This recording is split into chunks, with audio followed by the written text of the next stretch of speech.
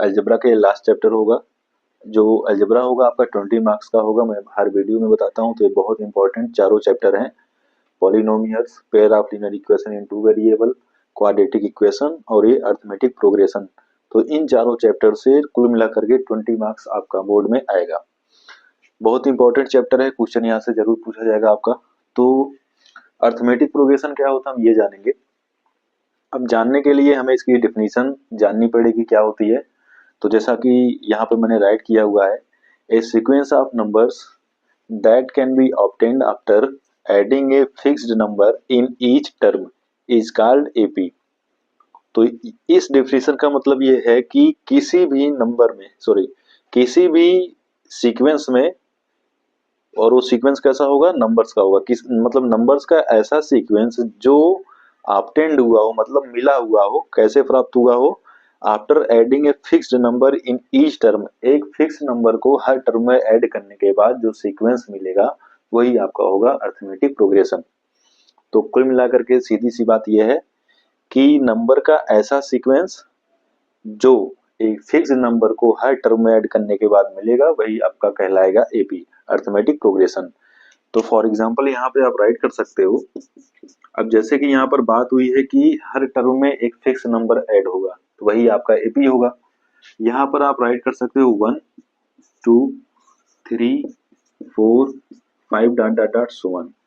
तो जो arithmetic progression है इसमें आप देख सकते हैं 1 2 3 4 5, मतलब अगर हम दो टर्म का डिफरेंस कर दें, मतलब 2 माइनस 1 करने पे आपको क्या मिल जाएगा 1, 3 माइनस 2 करने पे आपको क्या मिल जाएगा 1। तो ऐसे ही आप 4 माइनस 3 करोगे तो क्या मिल जाएगा 1। इसका मतलब ये है कि आप पिछले वाले टर्म में 1 ऐड करके दूसरा वाला टर्म फाइंड आउट किए हो, फिर इसमें 1 ऐड करके तीसरा टर्म फाइंड आउट किए हो। तो जब इस प्रकार से कोई नंबर का सीक्वेंस होता है तो वो होता है अरिथमेटिक प्रोग्रेशन। अब यहाँ पर जरूरी नहीं है कि आप ऐड ही करो, यहाँ पर माइनस भी कर सकते हो। जैसे मैं यहाँ पे राइट करूं 5 4 3 2 1, तो अगर इस टाइप से आपका कोई सीक्वेंस दिया गया है तो वो भी एपी ही होगा, क्योंकि इसमें जो फिक्स नंबर ऐड हुआ है वो क्या है, 4 माइनस 5 करने पे -1 मिलेगा, 3 माइनस 4 करने पे -1 मिलेगा, 2 माइनस 3 करने पे -1 मिलेगा, 1 माइनस 2 करने पे -1 ही मिलेगा। तो हर टर्म में -1 ऐड हुआ है। तो यहाँ से आपको कुछ समझ में आ रहा होगा कि इस नंबर का ऐसा सीक्वेंस जिसमें एक फिक्स नंबर ऐड होगा, चाहे वो पॉजिटिव हो चाहे वो नेगेटिव हो या फिर जीरो भी आपका हो सकता है, तो वो होता है, वो सीक्वेंस क्या होगा, अरिथमेटिक प्रोग्रेशन होगा। तो एग्जांपल है, अब यहाँ पर ये जो फिक्स नंबर होता है इसको बोलते हैं कॉमन डिफरेंस। इसको क्या बोलते हैं, कॉमन डिफरेंस, जिसको स्मॉल डी से रिप्रेजेंट किया जाएगा। और जो एपी होगी उसके फर्स्ट टर्म को ए से रिप्रेजेंट किया जाएगा। मतलब जो फर्स्ट टर्म होता है, first term of AP, first term of an AP, AP का जो फर्स्ट टर्म होगा उसको ए भी बोलते हैं, या फिर आप T1 बोलते हैं, या फिर आप A1 भी राइट कर सकते हैं। तो इस प्रकार से पहले टर्म को आप ए से रिप्रेजेंट कर सकते हो, T1 से रिप्रेजेंट कर सकते हो और A1 से भी रिप्रेजेंट कर सकते हो। अब यहाँ पर जो भी आपका अरिथमेटिक प्रोग्रेशन होगा उसमें कॉमन डिफरेंस जरूर होगा, तो उस कॉमन डिफरेंस को स्मॉल डी से रिप्रेजेंट किया जाएगा। जो कॉमन डिफरेंस होगा, कॉमन डिफरेंस को स्मॉल डी से रिप्रेजेंट किया जाएगा। अब एक चीज इसमें और बच रही है, जो कि है कि इस जैसे एपी होगा उसमें कुछ नंबर ऑफ टर्म्स होंगे। जैसे यहाँ पर अगर बात करें 5 4 3 2 1, इस एपी में कितने टर्म हो जाएंगे, 1 2 3 4 5, टोटल 5 टर्म हो जाएंगे। तो जो यन होता है वो नंबर ऑफ टर्म्स होते हैं, मतलब कितने टर्म्स हैं। अब जैसे यहाँ पर अब अगर आप फाइंड आउट करें कि यन क्या होगा, 1 2 3 4 5 डॉट डॉट डॉट, तो 5 के आगे डॉट डॉट लिखने का मतलब ये है कि ये इनफाइनाइट तक जाएगा। तो यहाँ पर यन आपका काउंट नहीं हो पाएगा। काउंट कहाँ पर होगा, जो सीक्वेंस आपका फाइनाइट होगा। तो ये फाइनाइट सीक्वेंस है, मतलब फाइनाइट सीक्वेंस ऑफ नंबर्स है, तो ये आपका यहाँ पर जो यन होगा वो फिक्स होगा, वो डिफाइन होगा। और जहां पर फाइनाइट सीक्वेंस नहीं होगा, फाइनाइट नंबर्स नहीं होंगे, इनफाइनाइट होंगे, वो आपका जो वहां पे n होगा वो इनफाइनाइट होगा। तो n काउंटेबल कब होगा? जब सीक्वेंस आपका फाइनाइट होगा। बाकी n काउंटेबल नहीं है। हाँ, वो बात अलग है कि आप काउंट कर सकते हो कि ये आपका पहला टर्म है तो n की वैल्यू 1 हो जाएगी, दूसरे टर्म के लिए n की वैल्यू 2 हो जाएगी, तीसरे टर्म के लिए n की वैल्यू 3 हो जाएगी।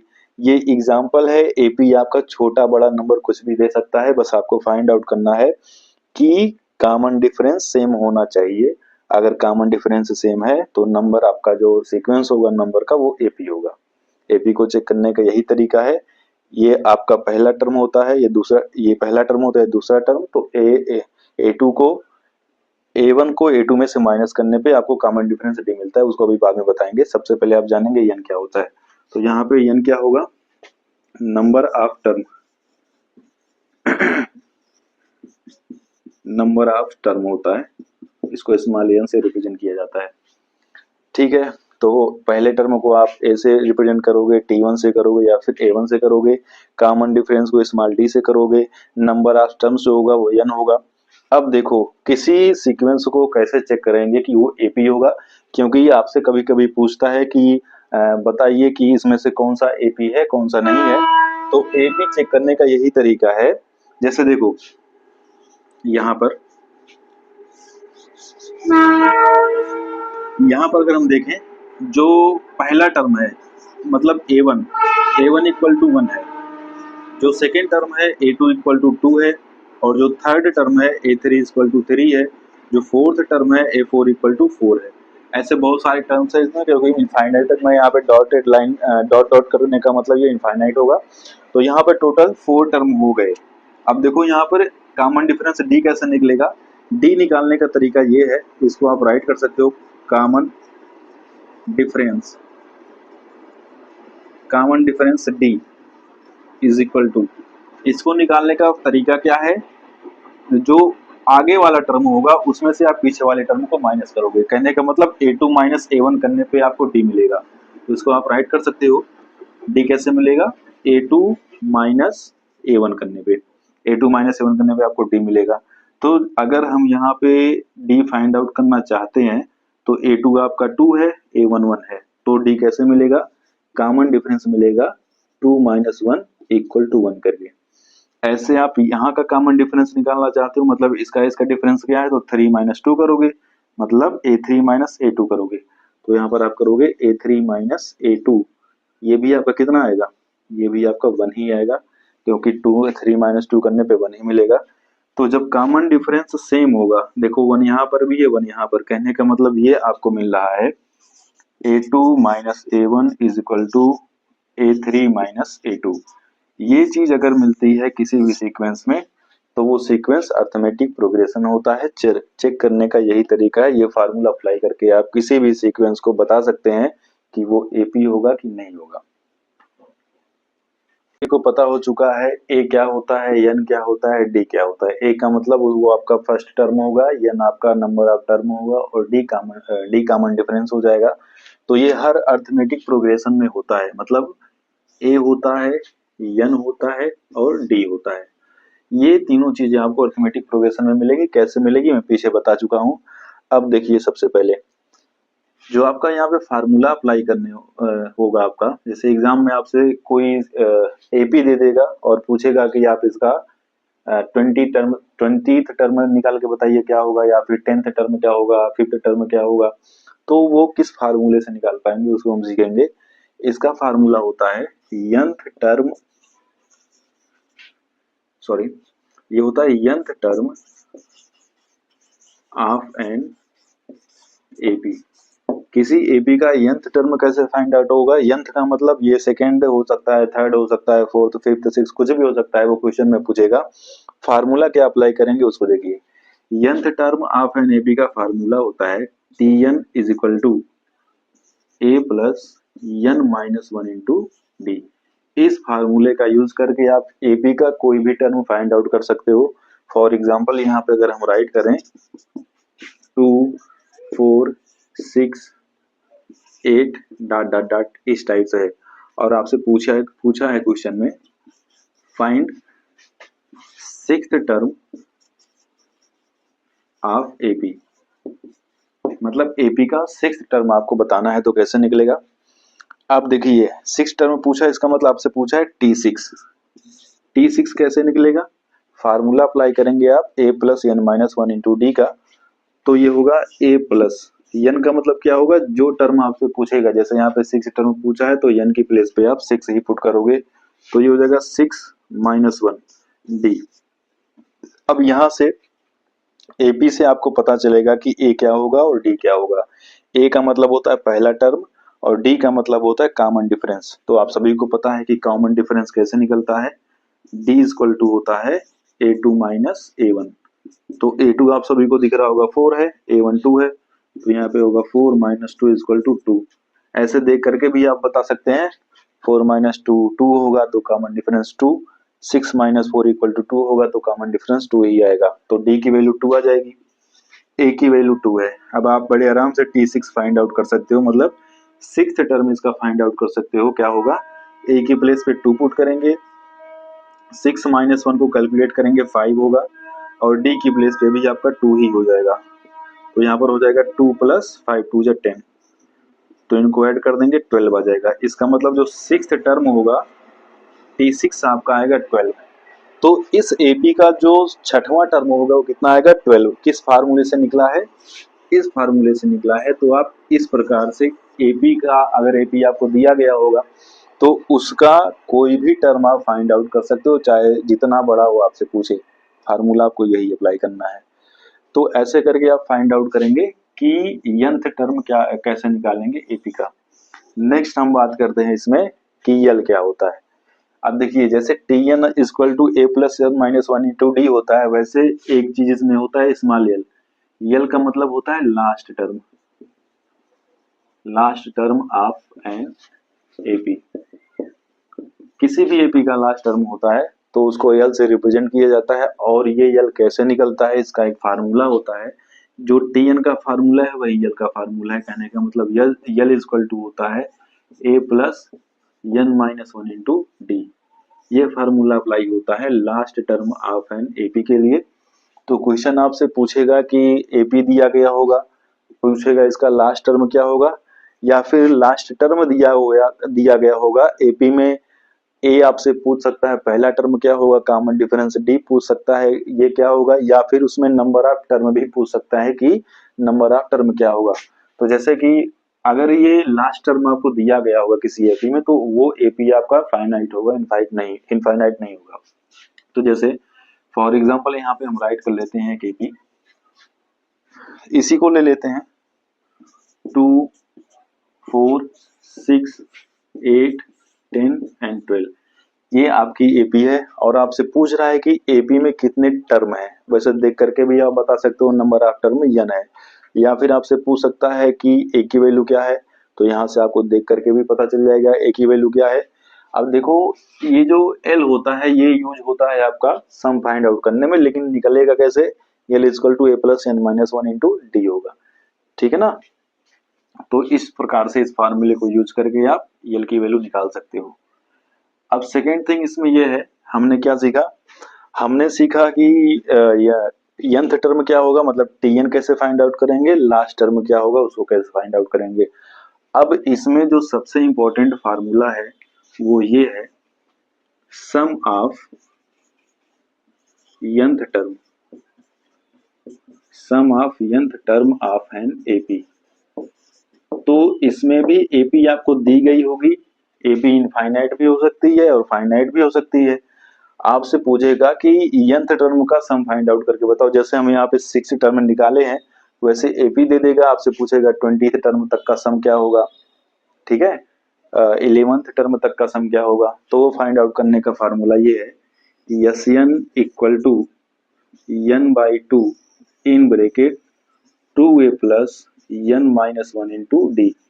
ये तब के लिए है जब आपकी एपी सीधे सीधे दी गई होगी, और अगर एपी सीधे सीधे नहीं दी गई है तो हम पर्टिकुलर फार्मूला फाइंड आउट कर, फार्मूले से सारी चीजें फाइंड आउट कर सकते हैं। अगर उसमें ए नहीं है तो ए भी निकाल सकते हैं, किस फार्मूले का यूज करके, इस फार्मूले का यूज करके। या फिर लास्ट टर्म दिया गया है, तो अगर लास्ट टर्म दिया गया है तो सम निकालने का फार्मूला ये है, S n equal to n/2 in bracket a plus l। तो प्रॉपर सारे फार्मूले का यूज करके हम किसी भी एपी का सोल्यूशन कर सकते हैं। जो पूछेगा क्वेश्चन में सम पूछेगा तो इन दोनों में से कोई एक फार्मूला यूज होगा। अब अगर लास्ट टर्म दिया गया होगा, पहला टर्म दिया गया होगा तो सीधे सीधे आप ये फार्मूला लगाएंगे। नहीं दिया गया है, एपी दिया गया है तो केवल आप ये फार्मूला लगाएंगे सम फाइंड आउट करने का। और लास्ट टर्म अगर पूछता है तो आप ये फार्मूला लगाएंगे।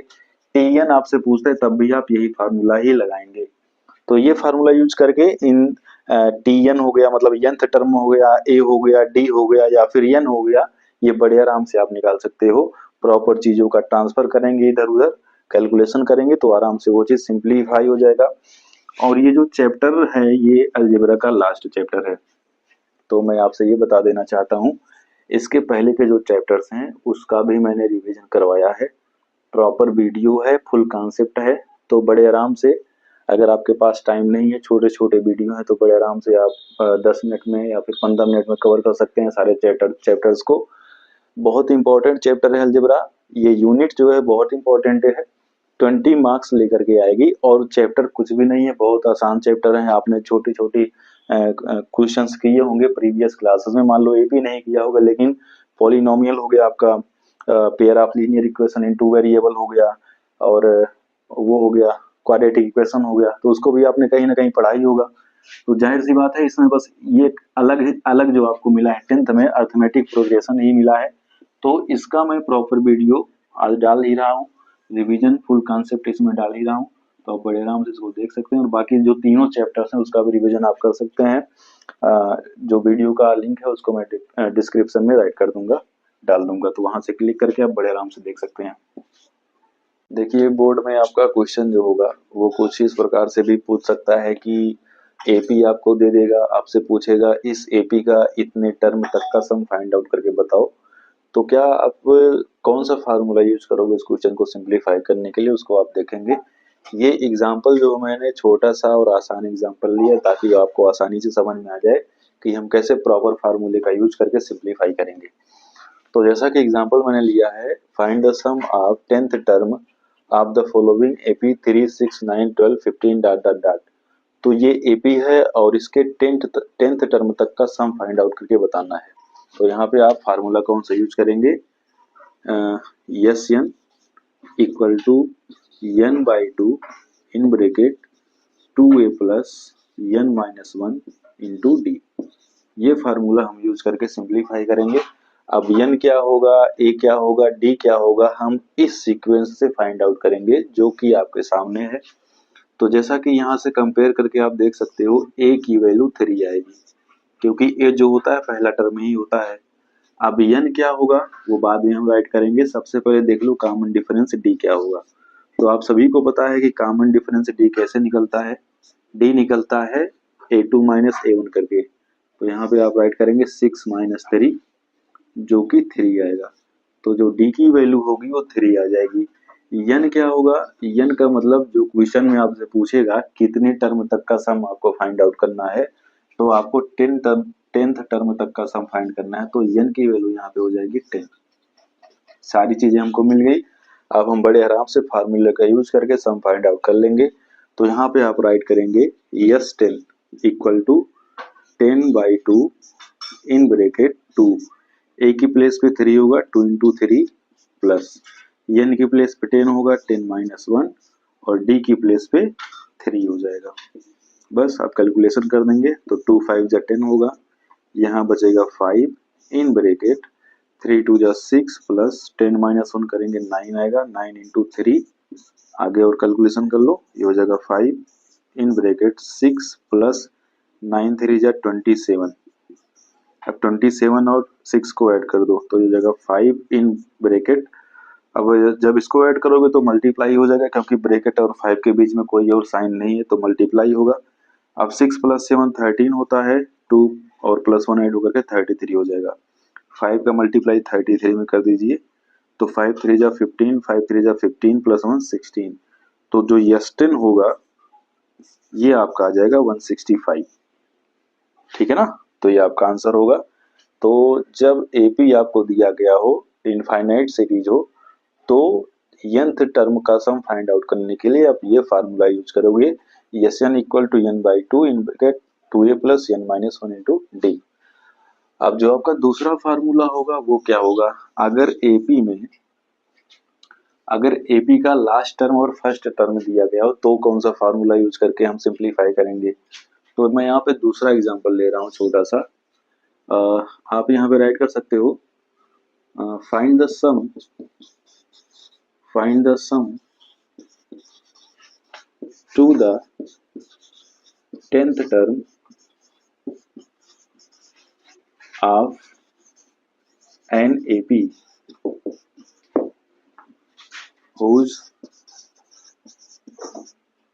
first and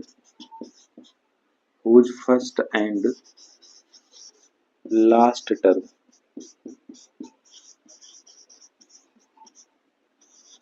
are 2 and 10 respectively।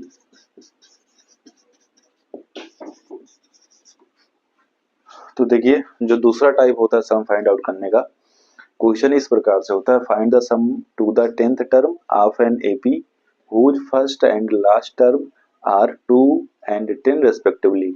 तो आपको उस एपी का सम फाइंड आउट करना है जिसका पहला टर्म और लास्ट टर्म आपको दिया गया है। तो आप यहाँ पे ये फार्मूला यूज करोगे, जब आपको पहला टर्म और लास्ट टर्म आप पता होता है तो आप राइट करते हो Sn equal to n by two in bracket a plus l। अब यहाँ से आप